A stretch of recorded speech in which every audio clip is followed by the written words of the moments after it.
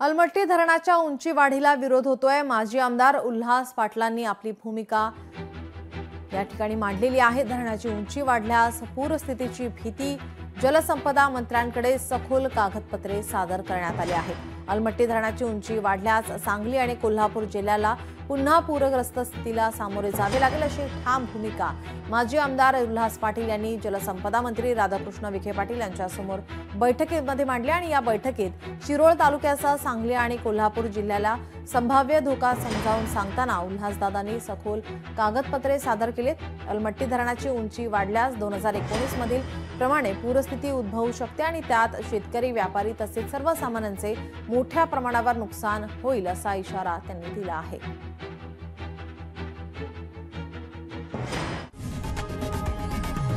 लोकशाही मराठी ऐका, पहा, जागरूक रहा।